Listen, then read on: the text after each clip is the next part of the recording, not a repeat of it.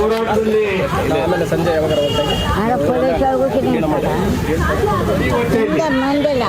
ಸತ್ಯಾಗ್ರಹವನ್ನು ಪ್ರಾರಂಭ ಮಾಡಿರುವಂತಹ 50 ಜನ ಹೋರಾಟಗಾರರು ತಾಯಂದಿರಿಗೆ ಹೋರಾಟಗಾರರಿಗೆ ನಾನು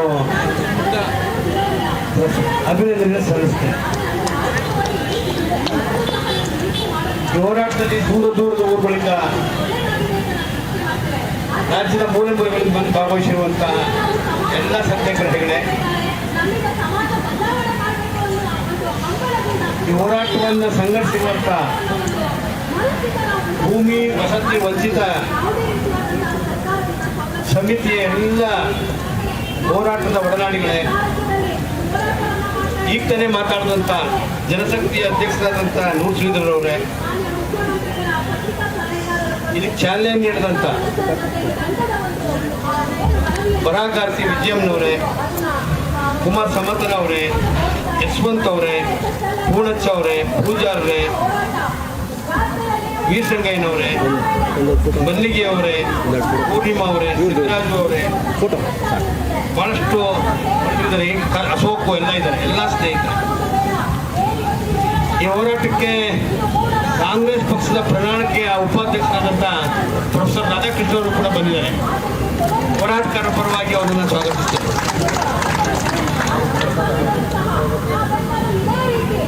ಕೇಳ್ತಾ ಇರುವಂತ ಸರಿ ಇದೆ, ತೋರಿಸಿದವರು ಎಲ್ಲವನ್ನು ಇವತ್ತು ಹೆಚ್ಚು ಮಾತಾಡೋ ಅವಶ್ಯಕತೆ ಇಲ್ಲ.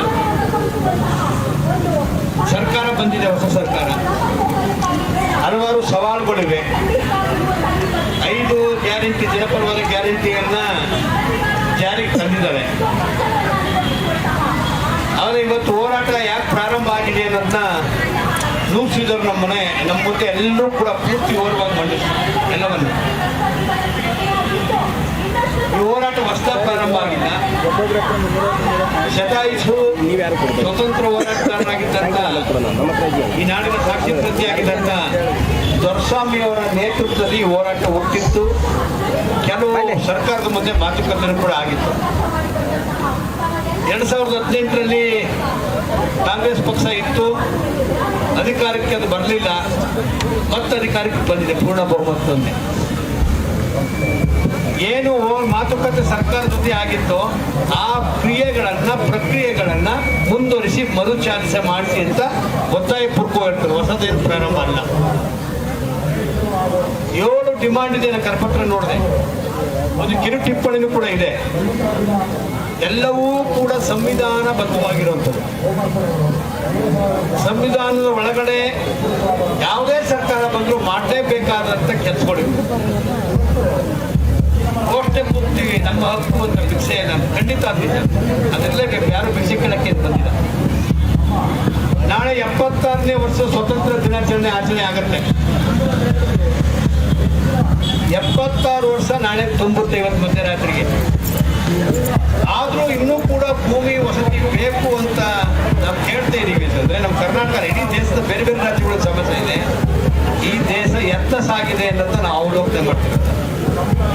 ಅಧಿಕಾರ ನಡೆಸಿರೋರು, ಅಧಿಕಾರ ನಡೆಸ್ತಾ ಇರುವಂಥವ್ರು, ಮತ್ತು ನಾವೆಲ್ಲ ಸಮಾಜದಲ್ಲಿ ಇದ್ದಂಥ ಒಂದು ಕಾಳಜಿಯಿಂದ ಹೋರಾಟ ಮಾಡ್ತಿರೋ ಹೋರಾಟಗಾರರು, ಪ್ರತಿಯೊಬ್ಬರು ನಾಗರಿಕರು ಇದು ಅವಲೋಕನೆ. 70 ವರ್ಷ ಆದರೂ ಈ ಜನರ ಸಮಸ್ಯೆಯಿಂದ 30-40 ವರ್ಷದ ಡಿಮಾಂಡ್ ಇಟ್ಕೊಂಡಿದ್ರು ಕೂಡ ಇದು ಬಗೆಹರಿಸಕ್ಕಾಗಿಲ್ಲ ಅಂತ ತಲೆ ತೆಚ್ಚಬೇಕಾಗತ್ತೆ. ಅದು ನಾಚಿಕೆ ಆಗೋ ಸಂಗತಿ.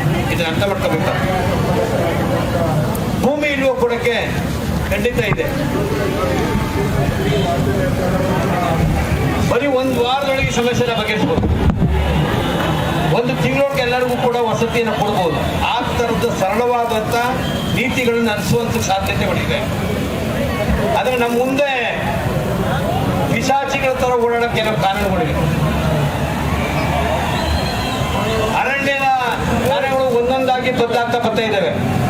ಮತ್ತೆ KL ಅಶೋಕ್ ಅವರು ಮತ್ತು ಕಲ್ಪನೆ ವಿಠಲ ಕೊಡಗು ಬಂದಿದ್ರು, ಮಾತಾಡ್ತಾ ಇದ್ರು. ಅರಣ್ಯ ಕಾನೂನುಗಳನ್ನ ಒಂದಾದ ಮೇಲೆ ಒಂದು ಜಾರಿಗೆ ತರ್ತಾ ರೂಪಿಸ್ತಾ ಅರಣ್ಯದ ಮೂಲ ನಿವಾಸಿಗಳೇನಿದ್ರು ಆದಿ ನಿವಾಸಿಗಳಲ್ಲಿ ಕ್ಲಿಪ್ಸ್ ಆಯ್ತು. ಈಗ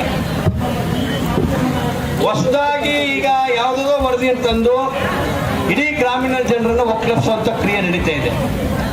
ಈ ತರ ಸಂದರ್ಭದ ನೀತಿಗಳು ಇರೋ ಟೈಮಲ್ಲಿ ನಮ್ಗೆ ವಸತಿ ಕೊಡಿ, ಭೂಮಿ ಕೊಡಿ ಅಂತ ಹೇಳ್ತಾ ಇದೀವಿ. ಇದು ಬಹಳಷ್ಟು ಅವಲೋಕನ ಮಾಡ್ಕೋಬೇಕು. ಇಲ್ಲಿ ಎಚ್ಚರಿಕೆಯಾದ ನಡೆಯನ್ನು ಅನುಭವಿಸ್ಬೇಕು. ನಮ್ಮ ಹೋರಾಟ ಎಲ್ಲಿ ತಗೊಂಡು ಹೋಗ್ಬೇಕು ಅನ್ನೋಂಥ ಜವಾಬ್ದಾರಿನೂ ಕೂಡ ನಮ್ಮ ಹೋರಾಟಗಾರರ ಮೇಲಿದೆ. ಇವತ್ತು ನೋಡಿ, ಯಾವುದೇ ಸಂಘ ಪರಿಹಾರ ಅರ್ಜಿ ಹಾಕೊಳ್ಳಿಲ್ಲ. ಸಂಘ ಪರಿಹಾರಕ್ಕೆ ಎಲ್ಲ ಕಡೆ ಭೂಮಿಯನ್ನ ಮಂಜೂರು ಮಾಡಿದ್ದಾರೆ. ಸಂಘ ಪರಿವಾರಗಳಿಗೆ ಯಾವುದಾದ್ರೂ ಸೇವನೆ ಹಬ್ಬ ಹೇಳಿ ಭೂಮಿಯನ್ನು ಮಂಜೂರು ಮಾಡಿಕೊಟ್ಟಿದ್ದಾರೆ. ನನ್ನ ಫಾರಂ ನಂಬರ್ 50, 53, 57 ಪೆಂಡಿಂಗ್ ಇದೆ. ನಮ್ಮ ತಾತ ಹುಡ್ತಿದ್ದ, ನಮ್ಮ ಅಪ್ಪ ಹುಡ್ತಿದ್ದ, ನಾನು ಕೇಳ್ತಾ ಇದ್ದೀನಿ, ನನ್ನ ಸಾಗುವಳಿ ಕೊಟ್ಟಿಲ್ಲ. ಅಂಥವ್ರನ್ನ ಸರ್ಕಾರಿ ಭೂಮಿ ಅಂತೇಳಿ ಸಂಘ ಪರಿವಾರ ಕೊಟ್ಟು ಒಕ್ಕಲಿಸುವಂತ ಕ್ರಿಯೆಗಳು ನಡೆದಿವೆ. ಕೆಲವು ಕಡೆ, ಮೈಸೂರು ಕಡೆ ನಡೆದಿವೆ.